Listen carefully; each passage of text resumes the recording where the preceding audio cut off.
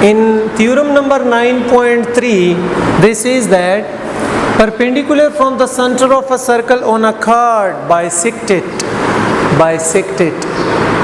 Perpendicular, अब given में क्या है और हमने प्रूफ क्या करना है। गिवन में है कि परपेंडिकुलर कार्ड है एक और उस पे सेंटर से एक परपेंडिकुलर उस पे ड्रा किया गया है। याद रखिए गिवन में क्या है, एक कार्ड है ए बी और ओ सेंटर है, सेंटर से ओ एन एक परपेंडिकुलर ड्रा किया गया है। अगर उसने कहा परपेंडिकुलर है तो इसका मतलब ये भी 90 डिग्री और ये भी 90 डिग्री। परपेंडिकुलर क्या होता है? परपेंडिकुलर जब आप किसी लाइन पे ड्रा करते हैं दूसरा, तो इसका ये मतलब होता है कि ये 90 डिग्री बनाते हैं। और यही एंगल जो है इसको कहते हैं राइट एंगल्स। तो परपेंडिकुलर जब आप किसी लाइन पे दूसरा लाइन परपेंडिकुलर बनाते हैं तो उसका मतलब होता है राइट एंगल्स बनाना। देखिए परपेंडिकुलर मैंने एक जगह पे उसका वो साइन लिखा था कि ये परपेंडिकुलर के लिए हम लिखते हैं। ये क्यों लिखते हैं? अगर आप इसको देखें, ये साइन परपेंडिकुलर है ना, तो इसलिए हम परपेंडिकुलर के लिए ये चीज़ लिखते हैं। अच्छा, परपेंडिकुलर तो है, ओ एन गिवन में है कि ये ओ एन परपेंडिकुलर है कार्ड पे। प्रूफ क्या करना है हमने? प्रूफ ये करना है कि आप ये बताएं कि अगर ओ एन ने ए बी को परपेंडिकुलर किया तो आप ये बताएं कि ये हिस्सा और ये हिस्सा इक्वल है, मतलब A N is congruent to B N. आप ये बताएं कि अगर ये परपेंडिकुलर है तो इसने कार्ड को बाइसेक्ट किया।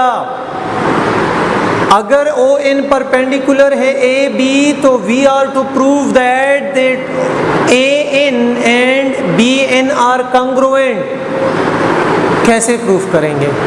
देखिए, you have to prove that A N and B N are congruent. To proof construction क्या है? Join O to A and O to B, बस दिस इज कंस्ट्रक्शन। मैंने कहा था ना कितने स्टेप्स है थ्योरम में, तो वो जो शॉर्ट है वो मैं ऐसे ही आपको डिस्कस डिफाइन करता हूँ कि कंस्ट्रक्शन जो है वो ओ ए है और ओ बी है। नाउ प्रूफ हम करते हैं तो प्रूफ में स्टेटमेंट होता है और उसका कोई रीज़न होता है। हम दो ट्राइंगल को इक्वल करना चाहेंगे। कौन से ट्राइंगल को? इस ट्राइंगल को और इस ट्राइंगल को। अगर ये दोनों ट्राइंगल आपस में इक्वल हो गए तो इसके जो करस्पॉन्डिंग साइड्स होंगे वो भी इक्वल होंगे। कौन से करस्पॉन्डिंग साइड्स कौन से होंगे? मतलब ये साइड इसका इक्वल होगा, ये साइड इसका इक्वल होगा। और ओ एन तो वैसे भी दोनों के लिए कॉमन है।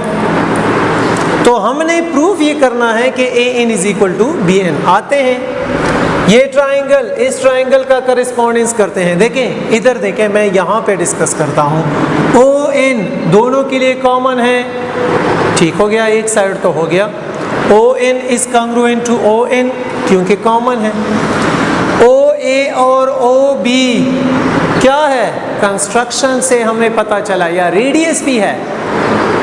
सर्कल से, सर्कल में जब सेंटर से सर्कल के किसी भी पॉइंट तक आप एक लाइन सेगमेंट ड्रा करें तो वो रेडियस बनता है और वो सारी इक्वल होते हैं क्योंकि सर्कल का डिफिनीशन ही यही है। तो O A is congruent to O B. क्या हो गया? कंस्ट्रक्शन से हमें पता चला। नेक्स्ट, अगर हम ओ एन ए एंगल को और ओ एन बी एंगल को देखें तो ये दोनों 90 है। क्यों? क्योंकि गिवन में कहा गया है कि ये लाइन इस पे परपेंडिकुलर है। जब परपेंडिकुलर है तो ये दोनों 90 डिग्री, तो ये भी दोनों इक्वल है। तो हमने क्या कहा? O N A and O N B are congruent. क्यों? क्योंकि दोनों राइट एंगल्स है। अगर इस तरह है तो ये दोनों ट्राइंगल तो फिर सेम हो गए, इक्वल हो गए। देखें इक्वल हो गए तो इसके सारे करस्पॉन्डिंग साइड्स और करस्पॉन्डिंग एंगल इक्वल। क्या मतलब? ये साइड इक्वल होगा इसके, ये एंगल इक्वल इसके, ये एंगल इक्वल इसके।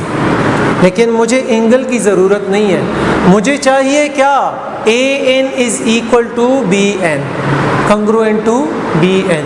तो क्या होगा, hence AN is congruent to BN। आप रीज़न में लिख सकते हैं corresponding sides of the congruent triangle, and this is 9।